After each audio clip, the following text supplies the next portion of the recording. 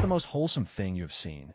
Story 1 was headed to Oakland from San Francisco through the tube. Trains packed as always. People on board are good about public transit etiquette in general during commute hours, so nobody's talking or listening to music or anything. When we leave the tube onto the viaduct over the port, one guy answers his phone. Hello? Yeah, oh my God. What hospital? Okay, I'll be there as soon as I can. He hangs up and just looks super distraught. Someone taps him on the shoulder and says, my car is parked at West Oakland. Do you need a ride? He agrees, and they get off together. Little gesture, but it was uplifting to see someone volunteer for a stranger like that.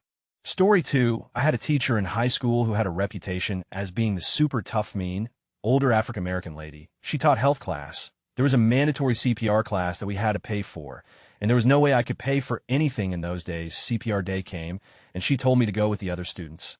I gave her a confused look, to which she replied, you're a good baby, and she had paid for me.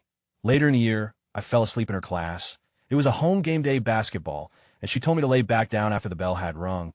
It was the last period of the day. She told me she'd wake me up before I had to report to the gym. She dimmed the lights and played some light jazz while she did her work at the computer. I hadn't been sleeping well at home, and I'm guessing she knew. I woke up when she brought the lights back up, and she handed me one of her cup of soups she had warmed up. We never really spoke much, but she had my back, and I made sure she knew I had hers. The most wholesome on senior night, they introduce the players and say some stuff about him as they walk to center court, typically with parents arm in arm. When it was almost my time to walk, she saw that I was alone. Bless her heart, she about fell down from her seat running towards me. She put her arm through mine and just looked forward, chin up proud as they read my stats for D-Sec. I remember that walk and how I wish I had a picture or recording from that day, showing how big I must have been smiling. My friends' mothers had tears in their eyes. They made sure to invite me to dinner with them after the game, and I made sure it was okay that I brought my teacher. She politely declined and just told me she was proud of me after I had graduated and was a bit better on my feet. I returned to visit her. It was honestly the only thing that could get me back in that place. Each time I'd bring flowers and her food, and made sure to do it in front of students, and made sure they knew to respect her. Story 3, when I was a preschool teacher, we had one kid who was our certified cheer-upper. If someone was crying, she'd get a tissue, walk over, carefully blot their eyes, and make them blow their nose, all while saying, it's okay, you're okay. Eventually they'd stop crying, she'd take their hand, and they'd go play. She was a little angel. Edit. Thank you for sharing all the super sweet stories and replies, and for the silver. 3. Story 4, my last week of high school. Our lunch lady gave out small gifts to some of the seniors, just the kids that took the time to chat with her that she got to know more personally. I received a sketchbook with a sweet good luck note in it. I was always in art club and was in a school for fine arts.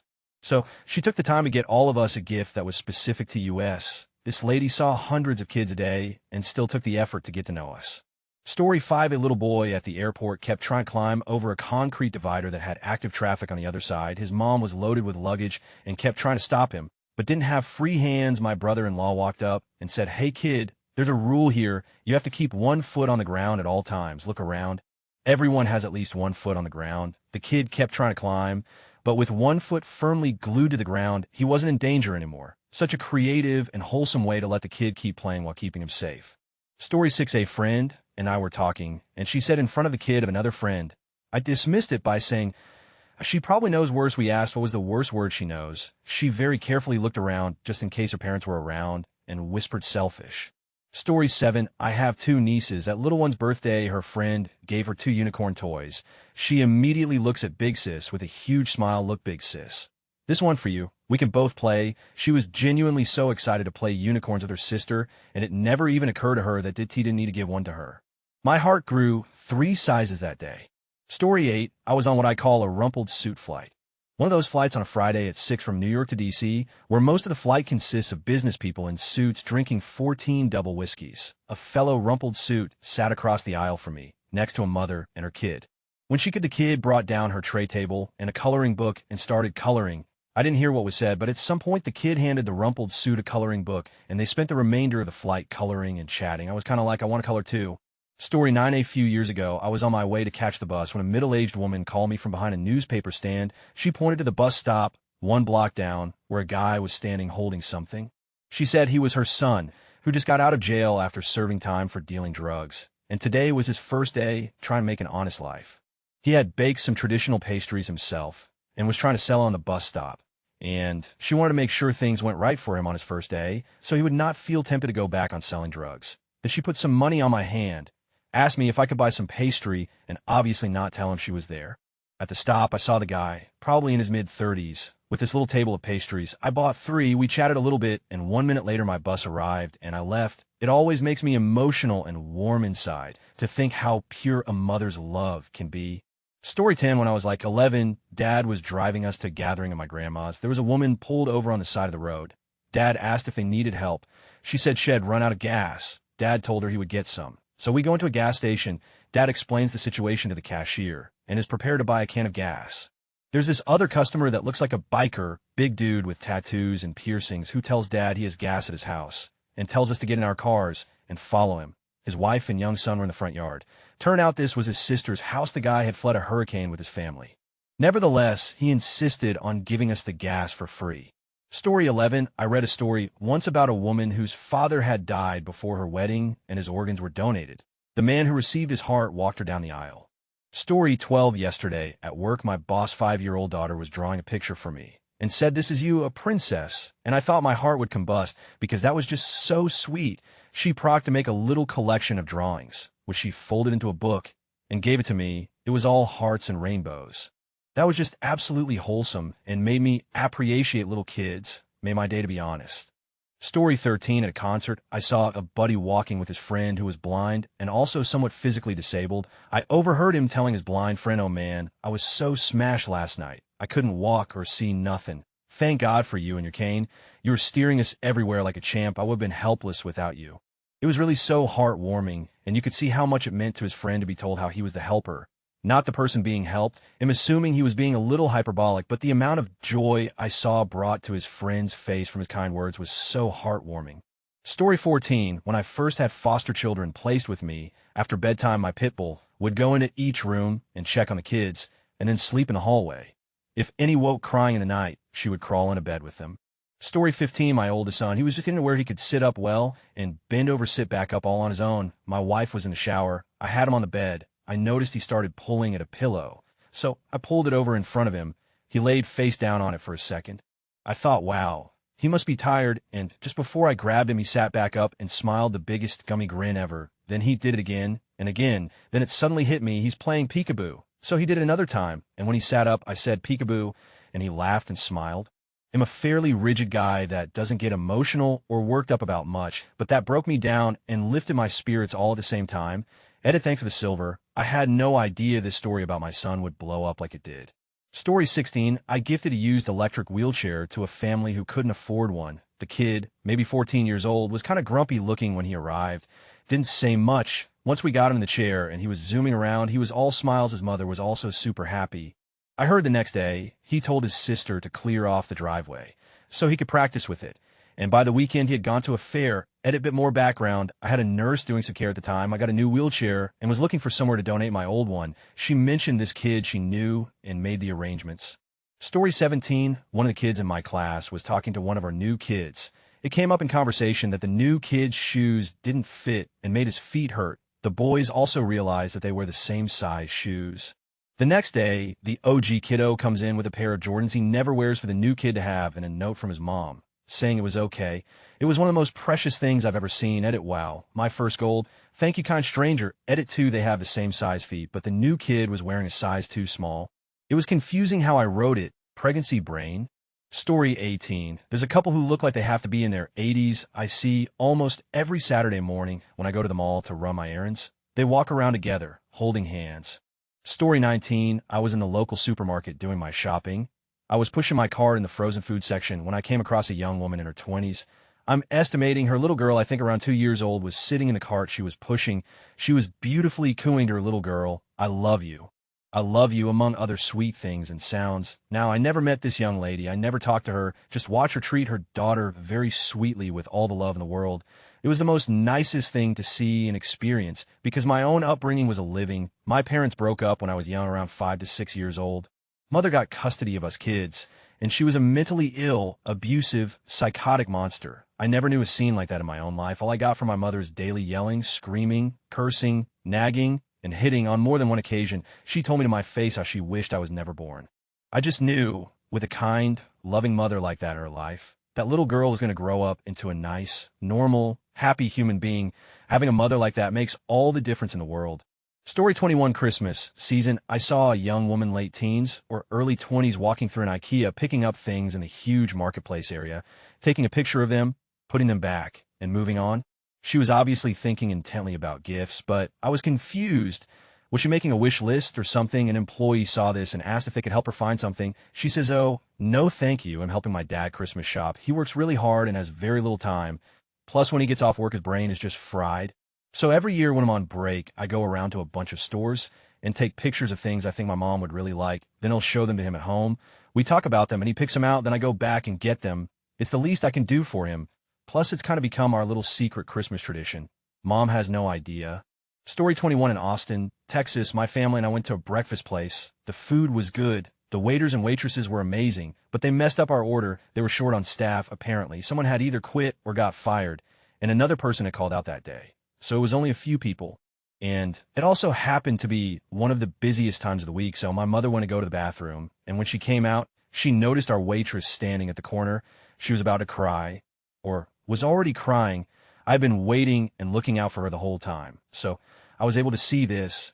My mother noticed her high stress levels and asked if she had wanted a hug.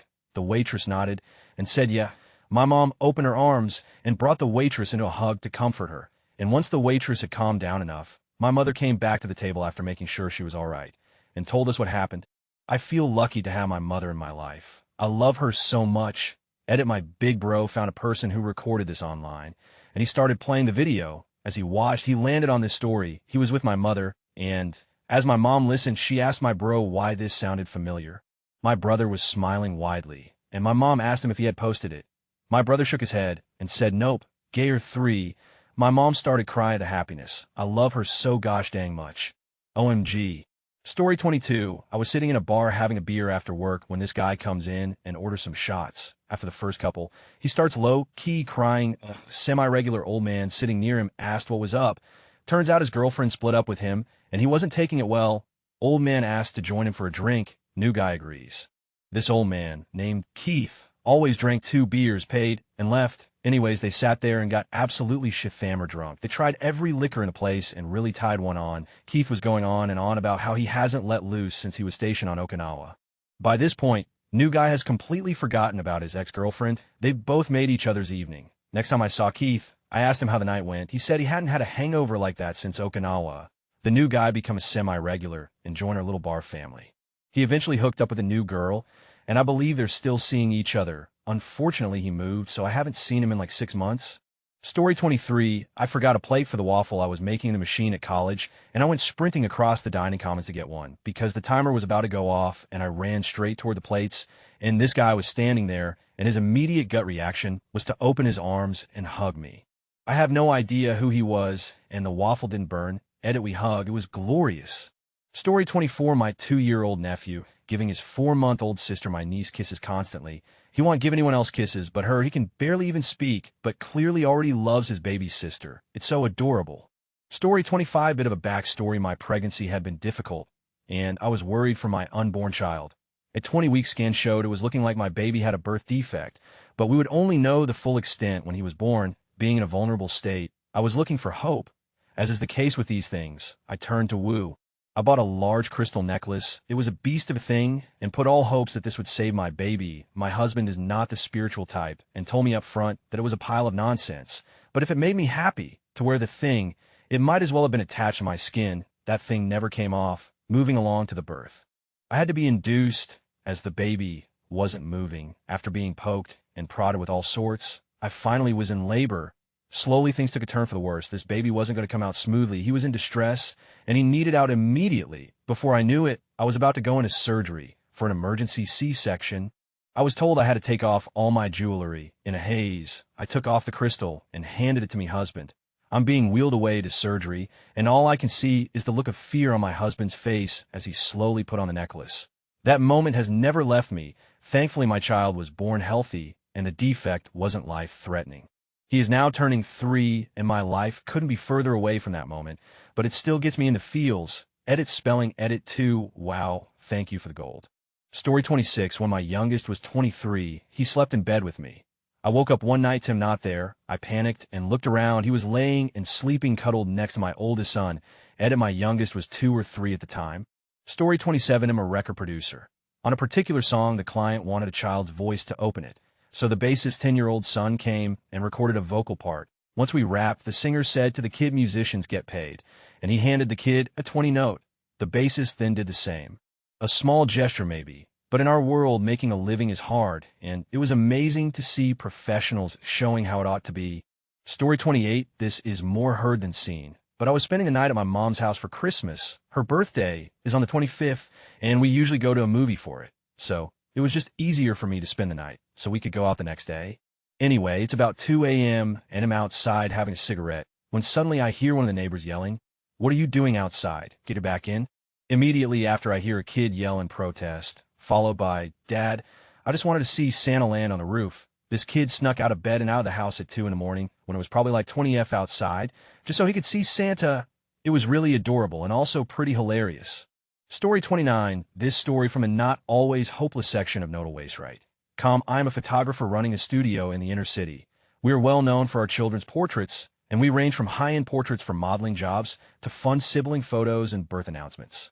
We do a bit of everything as such. We are extremely busy, and it states on our website that we do not accept walk-ins. We are usually booked up 6 months in advance. One day, 10 minutes before closing, a mom walks in with a young girl around 6 or 7 behind her. I internally groan, "Mother, hello. I know you're closing soon, but I have a special favor to ask." At this point, the little girl peeks around her mother's legs, and I'm lost for words. Under a thick winter coat and hat, she is skeletally thin with huge dark circles under her eyes. From what I can tell, she has no hair and a tube taped to her cheek that feeds into her nose. It is immediately clear this kid is very, very sick. Mother, near tears, my daughter saw one of your photos taped to the wall at the hospital. She really loves unicorns, and the photo had a girl photoshopped onto a horse. I know you're booked up, and it's months before the next appointment, but at this point she actually starts crying. I realize that our next available appointment is probably way too far away for this particular kid. The little girl squeezes her mother's hand. I'm a very big dude covered in tattoos and a beard, but I'm not ashamed to say I needed a minute before I spoke. That's just for regular customers. I've been waiting all day to take a photo of someone as beautiful as you. What's your name, sweetheart? I lock the front door and spend the next 3 hours taking photos of this kid in every princess costume I have in my closet. She is the sweetest, most well-behaved kid I have ever worked with. Once we're done, she curls up on the couch in my office and falls asleep while I load up the photos for her mom to see and choose the one she likes best and ask her what kind of retouching she'd like done. She's adamant that I leave her daughter, as is apparently the little girl has been worried for the past month that she is no longer pretty. All right, so we've settled on these. I can have them edited and all finished in 2 days. If you give me your email, I can send you the link to the website and the password to download them when they're ready. The mother thanks me over and over and comes up front, carrying her sleeping daughter, and holds out her credit card. Nope. No way. Mother, please, I insist. You stayed open so late, and your shoots are listed for amount online. Please at least charge me that. Absolutely not. I am not taking money for this. No way in H. A few days later, I send the link through, and hear nothing. I see she's downloaded the photos, and I think nothing of it, hoping my sweet little friend loved her photos. Almost 6 months later, I'm once again closing up when a very familiar face pops up at my window, grinning and waving frantically. Me throwing open the door, "Hey, you little girl, hi, I'm better, looking better." Sure enough, she had put on some weight, was flushed and pink, and had a fine fuzz of hair over her head. Her mother was a few steps behind her, grinning. She once again tried to force an envelope full of money into my hand, and again I refused. She got frustrated and eventually in her exasperation said, "At least let us take you to dinner," which I happily accepted. 7 years later, that photo of a sick little girl astride a giant pink unicorn is in a frame in my lounge room. My now stepdaughter groans every time I point it out to the friend she brings home. Edit, thank you all for the kind words. Please note, I'm not the photographer in this story, nor am I related to them in any way. It is just my all-time favorite story from the not always hopeless section.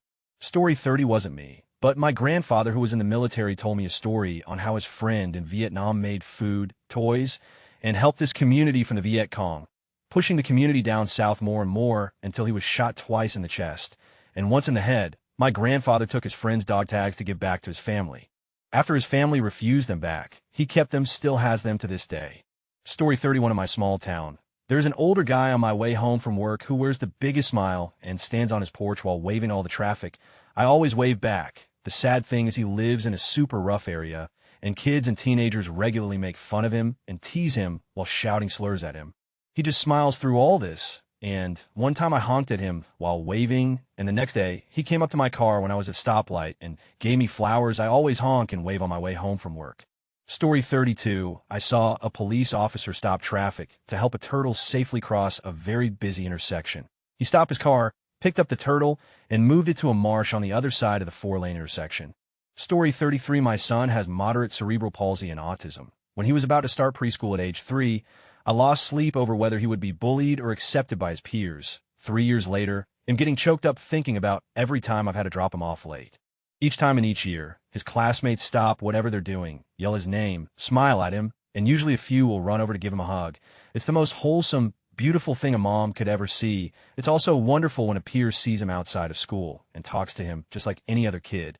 There's no way they could begin to understand how much their wholesome, pure love means to my son and his mommy. Now, if you'll excuse me, I've got to go find some tissues. Story 34. One time, I saw my elderly neighbor bring out a saucer of milk for a stray kitten. My dog was barking at it when she noticed it, so she went inside and came back with a little dish to lead it away from the sidewalk. It was all very cute and heartwarming. Story 35. I always get the shivers when I see a very dedicated parent. A few months ago, I was on the train on my way to work when a mother entered with her approximate 10-year-old daughter, who was in a wheelchair. The girl would do nothing but talk, ask questions, and narrate everything she did, leaving almost no chance for anyone or mother to participate in the conversation. I felt bad for the child, because it seemed as it was impossible for her to keep a thought to herself. Yet whatever she said ended up as a monologue. Her mother had very calm, pleasant, and patient vibes. Not once did she judge or interrupt her daughter while I was present. Whenever her daughter asked a question, she would answer it, not getting irritated by the fact that the girl would continue talking. Maybe she was listening after all. At times, the mother would encourage her daughter to elaborate certain thoughts, and sometimes the girl did, edit spelling. Story 36. My son, 18 months old, trying desperately to reach his brother's 11 months high chair, pulling him over as close as they can get and sharing his smoothly pouch with him, then patting him on the head. Both laughed and giggled. The world's not all bad, folks. It just looks like it if you're only looking in always dark places. Edit 18, not 16 months. Story 37. My mom is a piano teacher and was shopping in a music store. A 10-year-old kid came and wanted to buy his first musical instrument, particularly a ukulele, so the clerk showed him somewhere the entry level was about $65. He ran back outside to his mom waiting in the car, then came back in and asked what is the cheapest musical instrument you have, and the clerk started showing him a 3-kazoo. Overhearing this made my mom sad. So she went over and asked the kid if he really wanted a ukulele and would promise to practice and learn it.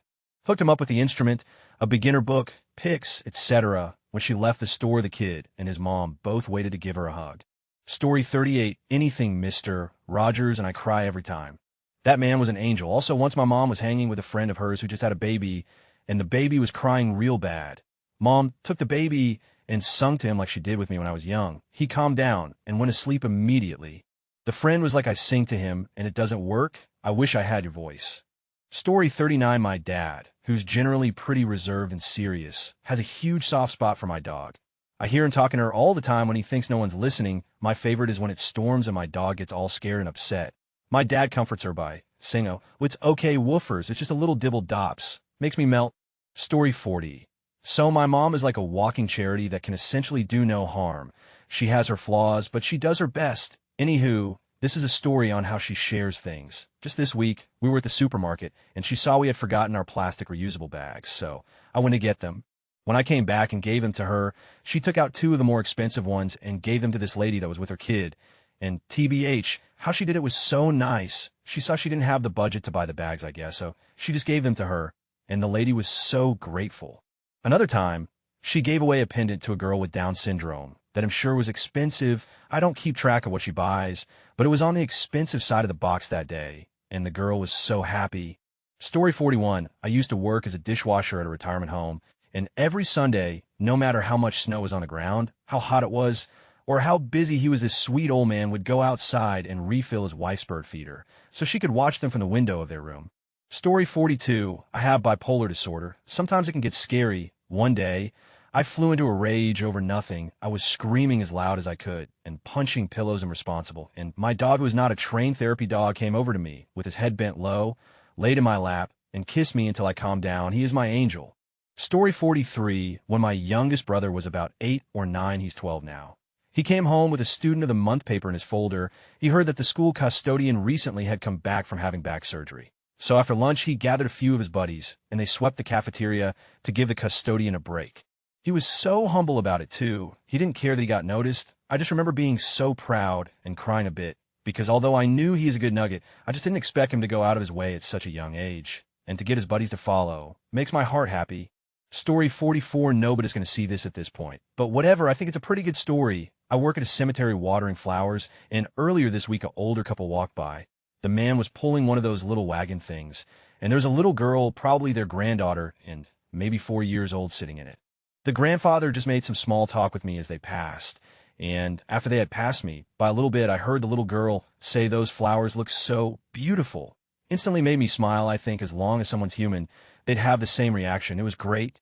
Story 45, one time while on a bus in Mozambique, a mom was breastfeeding her baby, and while she fed her, the baby held up a cookie in her tiny hand and pressed it to her mother's lips. The baby was feeding her mom while her mom fed her. Story 46, there was this dog that would always lay in front of the house on the end of the street. I always had to walk by him in order to get to school. One day, there was this group of kids walking home from school, and they were ahead of me. I see them go up to the dog, open up their bag, and just dump a bunch of tennis next to the dog. As I walked past them, I saw they were petting the dog. Story 47, I teach high school English. I had 2 students who always work together. One is black, one is Hispanic. My Hispanic student would always struggle understanding word connotation, and one day, she got really defeated about it. At once, my other student touched her arm and said, "Listen, this is your second language. You're doing a great job. I'm really proud of you." It took a lot out of me not to cry right then. Story 48, every morning my dad greets my daughter at the top of the stairs, then sits there with her and coos over her. There hasn't been a day in the last year where I didn't wake up to my dad cheerfully saying, "There's my little beauty.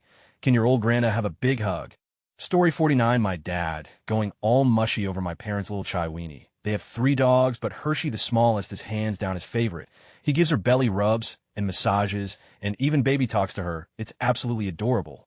Story 50, I was at a movie theater with my family. We were in line at the concession stand.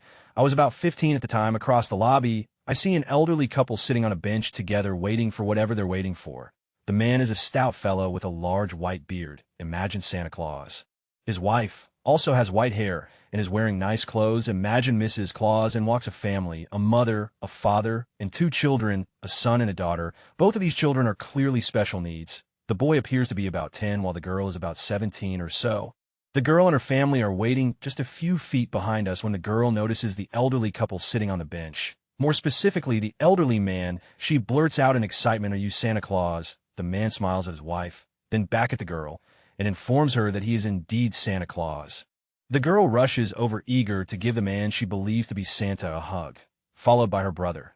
The father takes a picture of Santa, Mrs. Claus, and his 2 children. After this, Santa takes out his wallet and pulls out an autographed picture of Santa from it, hands it to the girl, who shrieks with excitement and goes on her merry way back to the concessions line. 10 years later, I've never forgotten it, never will. Story 51, I'm from Europe and did a semester abroad in the States. Last month of the semester, my girlfriend and I traveled the West Coast, LA, San Francisco, Grand Canyon. Before we went back to San Diego, we went to Las Vegas a couple nights. We had our pillows, sheets, and stuff back from the apartment in our car in case we needed to sleep in it. Last day, we went to the famous Las Vegas sign to take a picture, and there were a couple homeless people sitting around.